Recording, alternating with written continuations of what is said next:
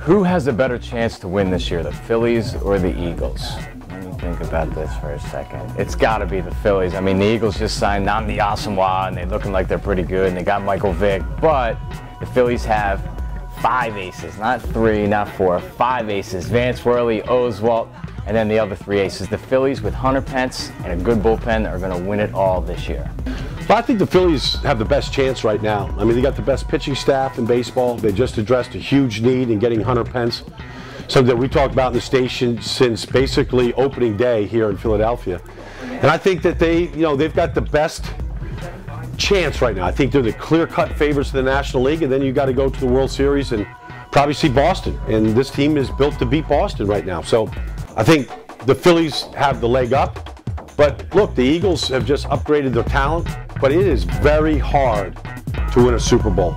Very hard. It's going to be tough coming out of the NFC. It's going to be tough seeing any AFC opponent. So to ask me right now on August 1st, I'd say the Phillies have the better chance right now. Let's see, who has a better chance to win, the Phillies or the Eagles? Let me do this really analytically. It's got to be the Phillies. The Phillies now are complete to make that run. They got the one piece to fill the one weakness, bringing Hunter Pence and putting him in the 5-hole. Their offense should be fine. We already know what their pitching is. The Eagles are also poised to make a run. However, it's tough in the NFL. You never know what's going to happen in the playoffs. You could have a bad game, a quarterback has a bad game, and there's always that little matter of the head football coach. He's coached now 12 years. He hasn't won the big game. There's a reason for that. If the Eagles win this year, they'll overcome Andy Reid. But if I had a choice, it's Phillies, baby. I got to go with the Eagles because the additions of Jason Babin, Namdi Asamoah, Dominique Rodgers-Cromartie, and let's not forget Cullen Jenkins, to a defense that was the main reason why they couldn't go to a Super Bowl last year are humongous. And I just look at the Packers. They haven't made a ton of moves. They've lost players. I think the Saints are a vulnerable team. I think the Falcons always look good on paper and find a way to lose it.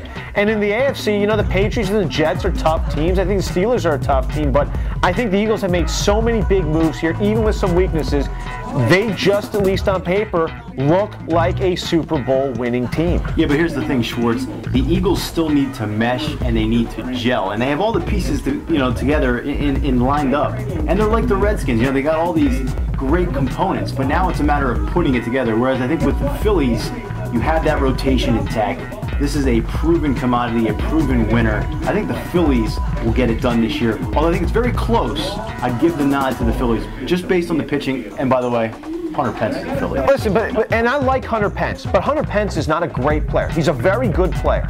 And if you're going to tell me Hunter Pence is a difference maker against the Giants with Lincecum and Kane, and if he could have been the difference last year as to why they don't move on to the World Series, I would tell you you're full of it. I'd have to say between the two, Phillies or Eagles, who has the best shot at going for it all or winning it all this year, I'd have to go Phillies, and I'll tell you why. Because not only are they a team that were on the cusp last season in the NLCS, I think that they are primed to go back to the NLCS and win it, in that it's not just one game. Baseball, it's like 7-game series, and I think the best team will end up getting to the World Series and winning it all. And I think that team is the Phillies. With the Eagles, so many different things can happen with football games, and it's a 1-game scenario. I think it's so much tougher. So I will just definitely take the Phillies as far as my team out of the two to win it all this year.